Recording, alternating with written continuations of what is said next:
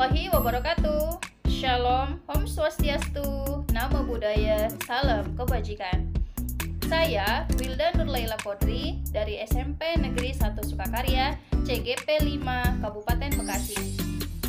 Adapun fasilitator saya adalah Bapak Hermanto dan pengajar praktik saya adalah Ibu Gina dan Bapak Syarif Abdullah.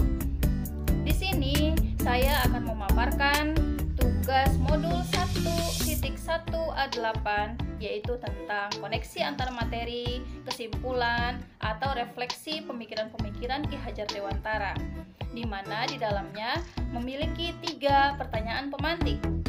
Pertanyaan pemantik pertama, apa yang Anda percaya tentang murid dan pembelajaran di kelas sebelum Anda mempelajari modul 1.1? Pertanyaan kedua, apa yang berubah dari pemikiran dan perilaku Anda setelah mempelajari modul ini? Pertanyaan ketiga, apa yang dapat segera Anda terapkan lebih baik agar kelas Anda mencerminkan pemikiran Ki Hajar Dewantara? Untuk lebih jelasnya, silahkan simak pemaparan berikut ini. Yang saya percaya tentang murid dan pembelajaran di kelas sebelum saya mempelajari modul 1.1 ini adalah, saya percaya peserta didik harus dapat menguasai materi yang disampaikan di kelas untuk dapat memenuhi minimal nilai KKM saat penilaian. Jadi saya masih hanya berfokus pada pengajaran saja. Kemudian yang kedua, pembelajaran itu masih saya lakukan berpusat pada guru, sehingga siswa sangat bergantung pada guru. Jika guru tidak masuk atau lupa mengingatkan tugas untuk dikumpulkan, maka siswa tidak akan tergerak untuk mengumpulkan dan belajar sendiri di rumah. Yang ketiga, hanya fokus pada pendalaman materi, sehingga lupa untuk selalu mengkolaborasikan pembelajaran dengan lingkungan sosial siswa berada atau kodrat alamnya. Kemudian, saya juga masih belum memiliki pemahaman saat sebelum mempelajari modul 1.1 ini, bahwa ilmu tabung pendidikan itu memang perlu dipelajari secara menyeluruh dan aplikatif, agar saya tidak kesulitan saat mengidentifikasi keunikan siswa tiap peserta didik saya. Saya juga kurang ada kedekatan emosional kepada seluruh peserta didik. Di antaranya karena banyaknya kelas yang diampu. Untuk semester ini saja, saya sampai megang 10 kelas. Coba jika kita kalikan satu kelasnya 30 dikali 10. Total peserta didik yang saya ajarkan atau total peserta didik saya adalah 300 orang. Sehingga sampai saat ini hanya siswa yang aktif dan antusias saja yang mendapatkan tuntunan intensif dari saya.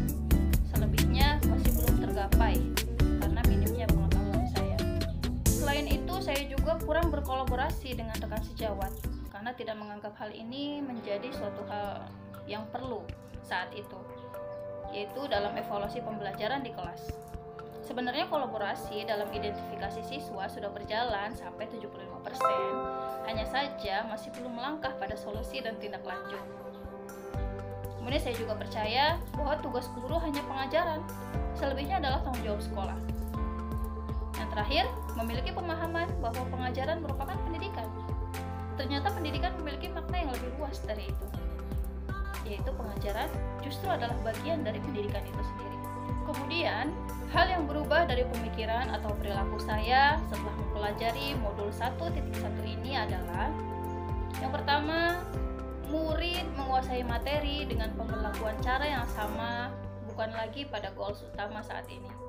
Karena yang utama adalah bagaimana agar membuat peserta didik itu termotivasi untuk belajar berangkat dari keinginannya sendiri, dengan gayanya dan kemampuannya belajar. Kemudian saya juga memiliki pemahaman untuk terus membangun motivasi siswa untuk dapat belajar tidak hanya di kelas dan tidak terbatas pada materi pembelajaran di kelas saja, namun bisa mengeksplorasi dunia tanpa batas melalui handphonenya sesuai dengan minat dan bakatnya. Kemudian saat ini juga saya memahami bahwa pengajaran itu penting. Namun sekarang setiap pengajaran itu berlangsung, maka akan selalu dikolaborasikan dengan kondisi sosial lingkungan siswa berada. Selanjutnya, selain pembelajaran berbasis teknologi, sekarang saya juga akan mengutamakan pembelajaran berbasis kebudayaan dan kearifan lokal sekitar, sehingga muncul keselarasan di antara keduanya. Kemudian saat ini saya memiliki pemikiran bahwa siswa dapat sukses dengan caranya sendiri, karena kita sebagai guru hanya dapat menstimulus dan menuntun pilihan-pilihannya agar tidak salah langkah. Saat ini saya memiliki motivasi untuk mengembangkan diri pada keilmuan-keilmuan tambah pendidikan agar dapat lebih jeli lagi dalam mengidentifikasi peserta didik secara menyeluruh.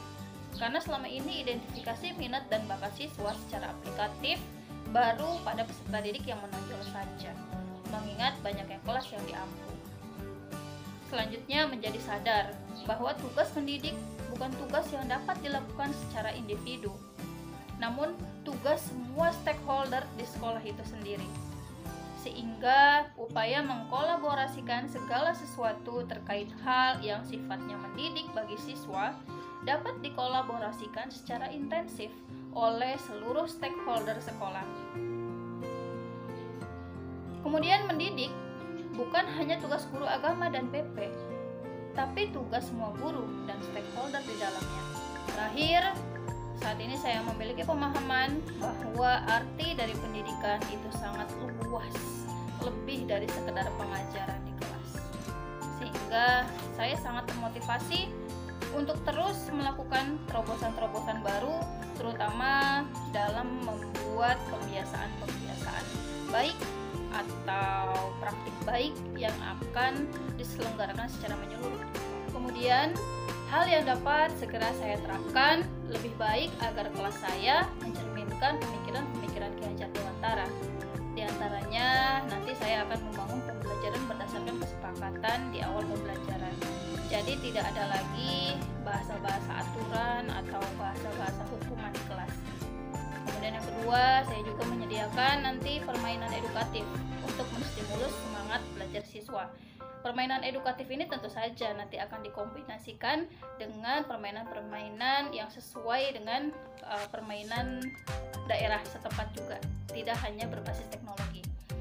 Kemudian yang ketiga, mengidentifikasi tujuan belajar siswa. Sebenarnya mereka sekolah itu untuk apa sih? Kita harus tahu.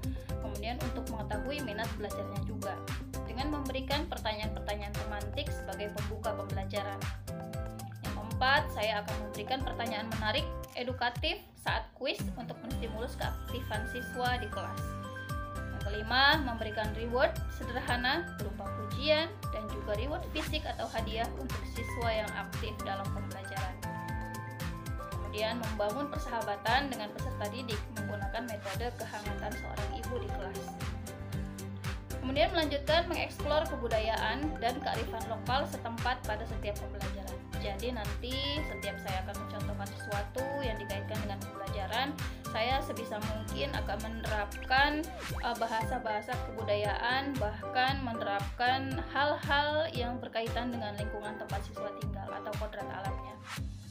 Kemudian saya juga akan menjadi suri tauladan yang lebih baik lagi bagi siswa, baik dalam perkataan maupun perbuatan, terutama dalam membangun tanggung jawab siswa dalam menjaga lingkungan dengan semboyan Lisa ambil labu, lihat sampah, ambil langsung buang.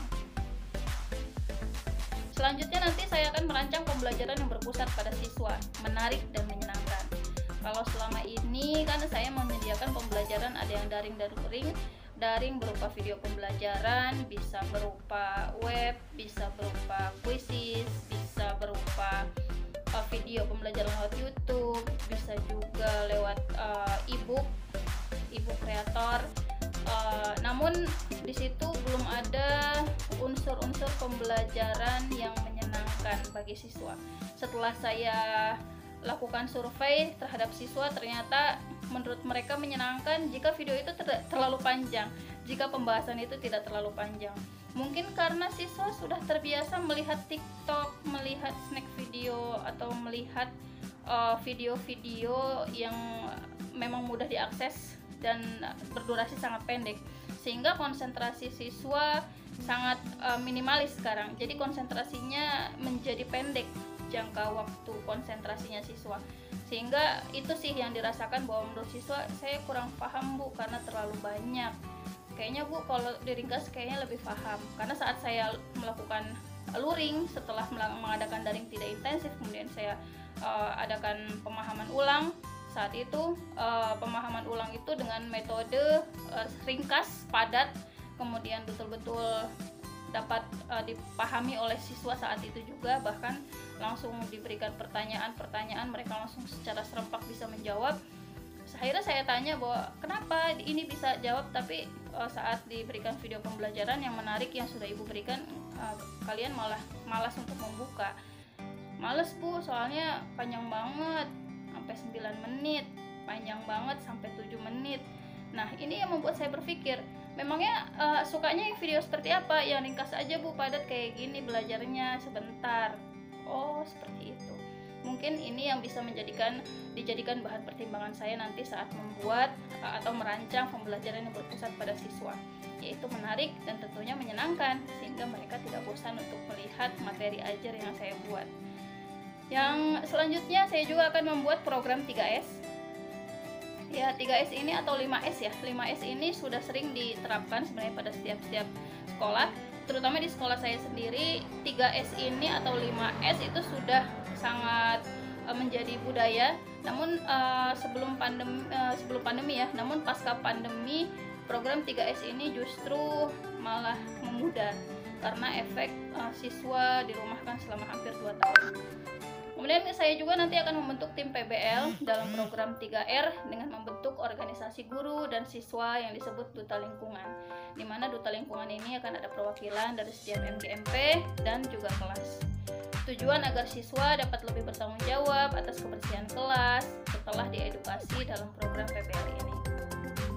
Demikian pemaparan dari tugas modul 1.1A8 saya, yaitu tentang koneksi antar materi, refleksi, dan kesimpulan dari pemikiran-pemikiran Ki Hajar Dewantara. Mudah-mudahan bermanfaat dan terima kasih. Mohon dimaafkan jika ada salah kata. Wassalamualaikum warahmatullahi wabarakatuh. Shalom, Om Swastiastu, Namo Buddhaya, salam kebajikan.